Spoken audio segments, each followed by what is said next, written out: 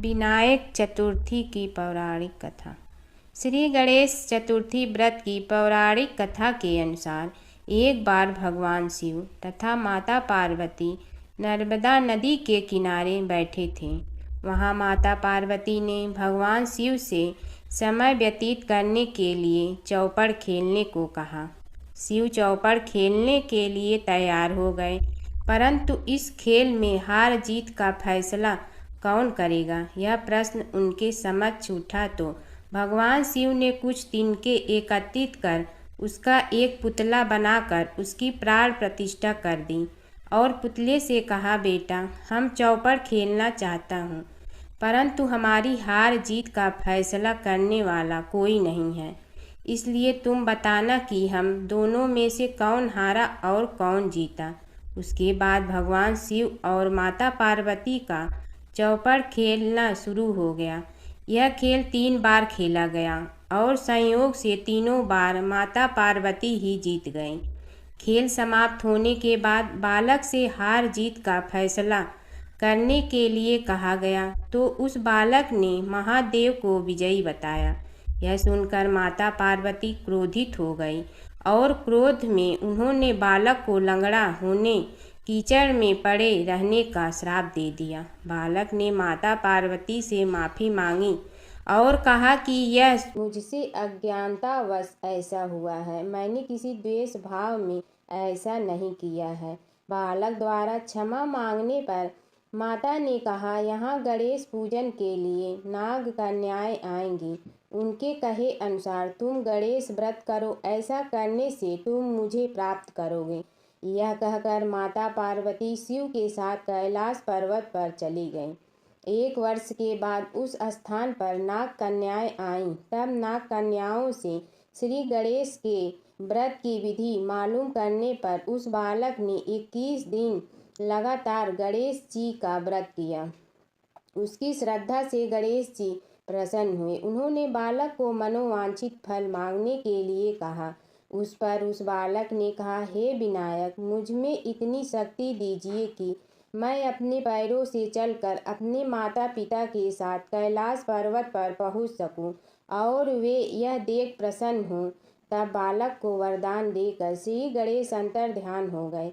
इसके बाद वह बालक कैलाश पर्वत पर पहुंच गया और कैलाश पर्वत पर पहुंचने की अपनी कथा उसने भगवान शिव को सुनाई।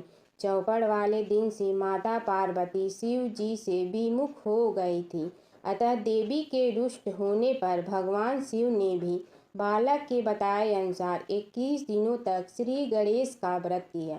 इस व्रत के प्रभाव से माता पार्वती के मन से भगवान शिव के लिए जो नाराजगी थी वह समाप्त हो गई।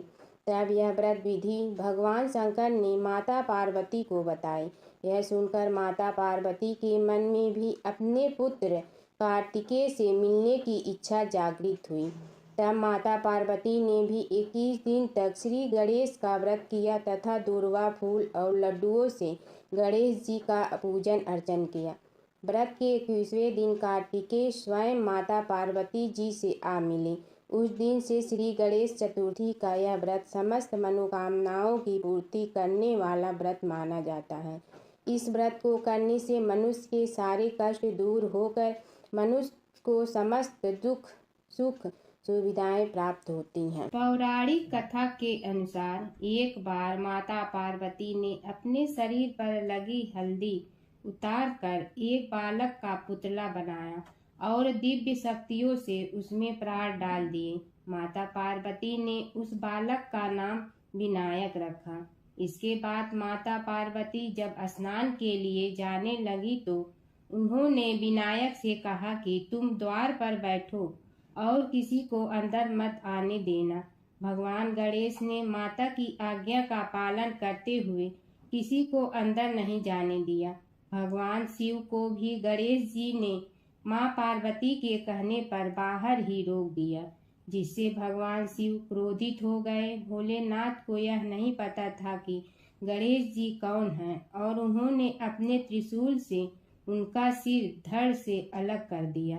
यह देखकर माँ पार्वती रोने लगती हैं और बहुत क्रोधित हो जाती हैं। माँ पार्वती भगवान शिव को गणेश जी को फिर से जीवित करने को कहती हैं। भगवान शिव अपने गणों से कहते हैं कि जाओ और उत्तर दिशा में जो सबसे पहले सिर दिखे उसे लेकर आओ। जब शिव गण सिर लेने जाते हैं तो उन्हें उत्तर दिशा में सबसे पहले इंद्र का हाथी ऐरावत मिलता है और वो उसका सिर ले जाते हैं। इसके बाद भगवान शिव अपने पुत्र गणेश जी को हाथी का सिर लगाकर जीवित कर देते हैं। कूर्म पुराण के अनुसार गजासुर नामक एक राक्षस भोलेनाथ का बहुत बड़ा भक्त था और दिन रात उन्हें प्रसन्न करने के लिए प्रार्थना में लीन रहना। गजासुर राक्षस से जुड़ी कथा। कूर्म पुराण के अनुसार गजासुर नामक एक राक्षस भोलेनाथ का बहुत बड़ा भक्त था और दिन रात उन्हें प्रसन्न करने के लिए आराधना में लीन रहता था।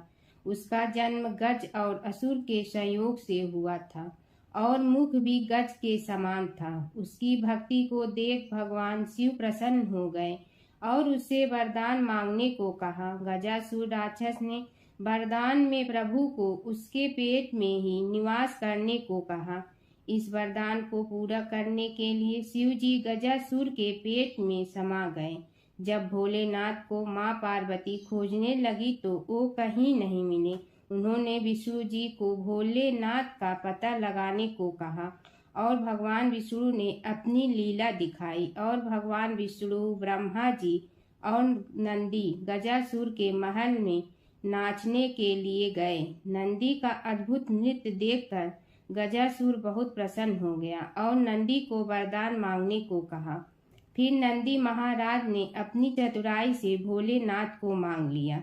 गजासुर समझ गया कि उसके महल में स्वयं भगवान पधारे हैं और उसे अपना वचन निभाना पड़ा। गजासुर के वचन पूरा करने से भगवान विष्णु प्रसन्न हुए और उसे वरदान दिया कि समय आने पर उसे ऐसा मान सम्मान मिलेगा कि लोग तुम्हारी पूजा करेंगे। जब भोले बाबा ने गणेश भगवान का सिर काटा था तब श्री हरि ने गजासुर का ही शीश काट कर लगाने को दिया था और ऐसे भगवान गणेश के धड़ पर एक हाथी का सिर लग गया और गजासुर के मुख को वो सम्मान मिला जिसका वचन श्री हरि ने दिया था। कथा। एक समय की बात है कि विष्णु भगवान का विवाह लक्ष्मी जी के साथ निश्चित हो गया। विवाह की तैयारी होने लगी। सभी देवताओं को निमंत्रण भेजे गए परंतु गणेश जी को निमंत्रण नहीं दिया। कारण जो भी रहा हो, अब भगवान विष्णु की बारात जाने का समय आ गया। सभी देवता अपनी पत्नियों के साथ विवाह समारोह में आए। उन सब ने देखा कि गणेश जी कहीं दिखाई नहीं दे रहे हैं।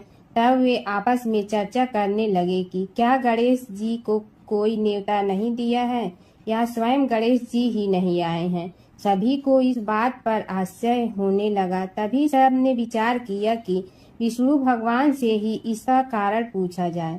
विष्णु भगवान से पूछने पर उन्होंने कहा कि हमने गणेश जी के पिता भोलेनाथ महादेव को न्योता भेजा है। यदि गणेश जी अपने पिता के साथ आना चाहते हैं तो आ जाते। अलग से न्योता देने की कोई आवश्यकता भी नहीं थी। दूसरी बात यह है कि उनको 1.25 मन मूंग, 1.25 मन चावल, 1.25 मन घी और 1.25 मन लड्डू का भोजन दिन भर में चाहिए। यदि गणेश जी नहीं आएंगे तो कोई बात नहीं।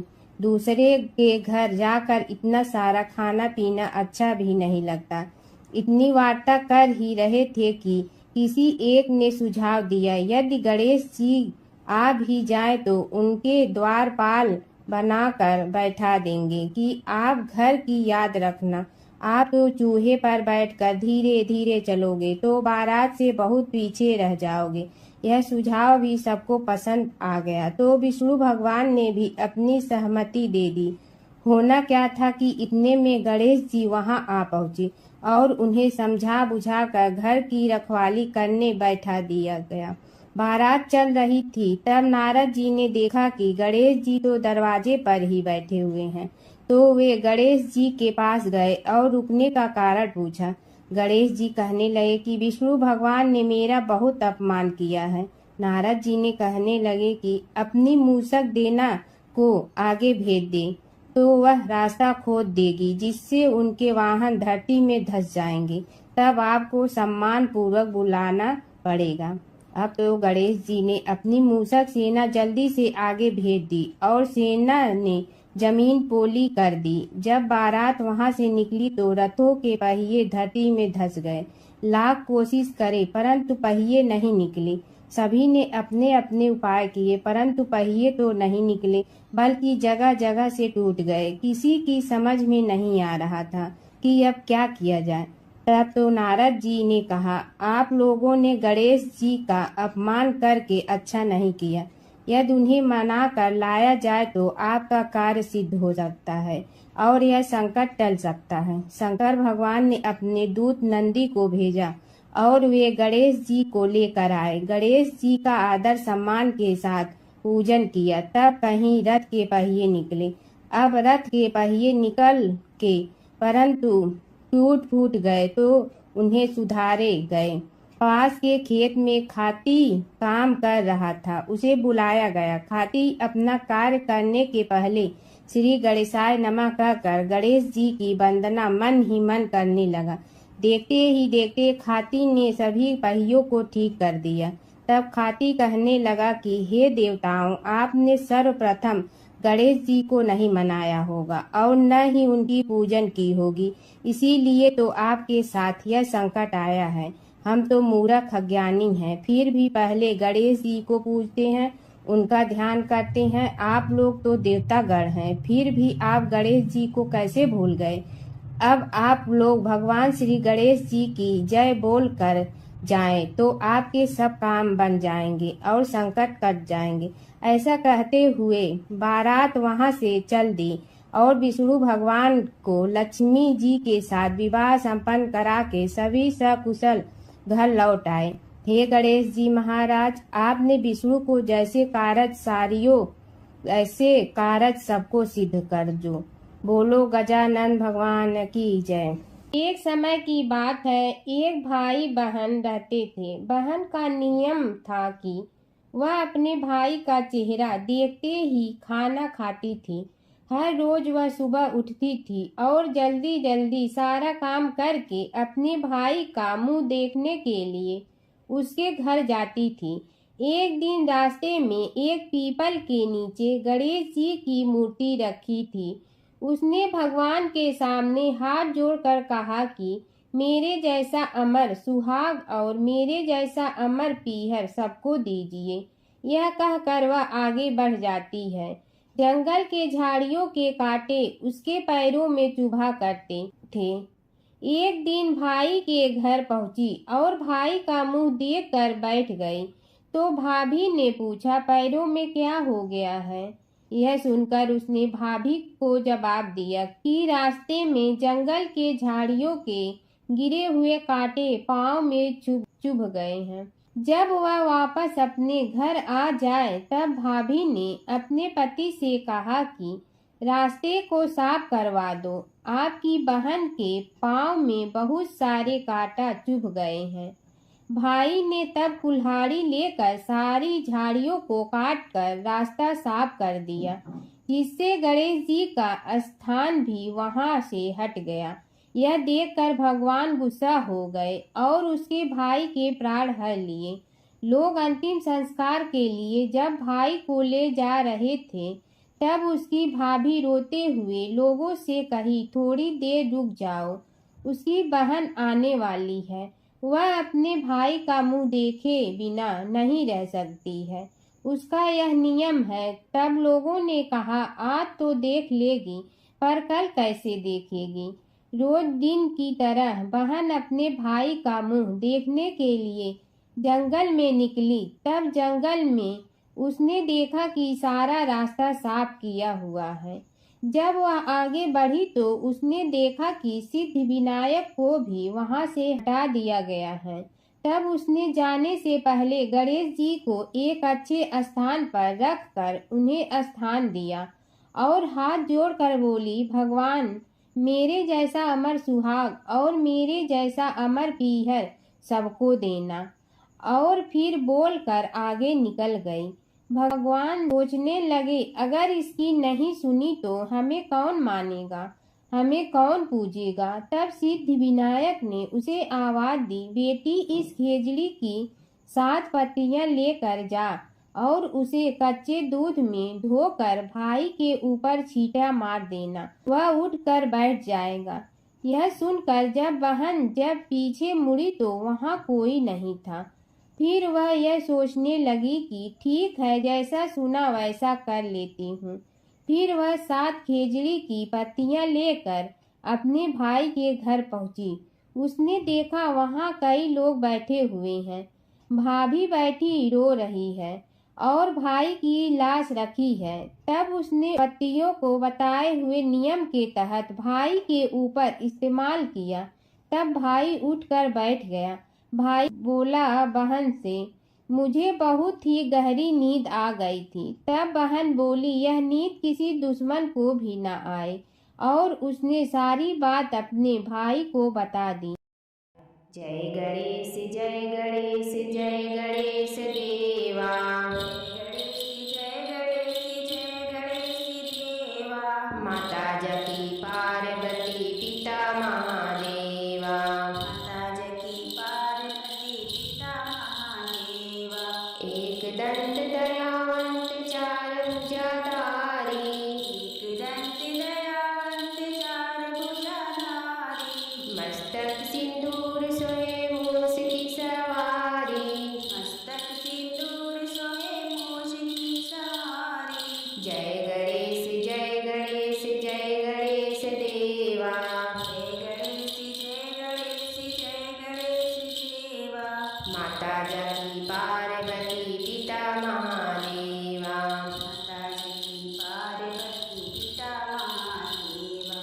अंधन को आँख देत कोढ़िन को काया, अंधन को आँख देत कोढ़िन को काया। भाजन को पुत्र देत निर्धन को माया, भाजन को पुत्र देत निर्धन को माया। जय गणेश जय गणेश जय गणेश देवा, जय गणेश जय गणेश जय गणेश देवा। माता जकी पार्वती पिता महा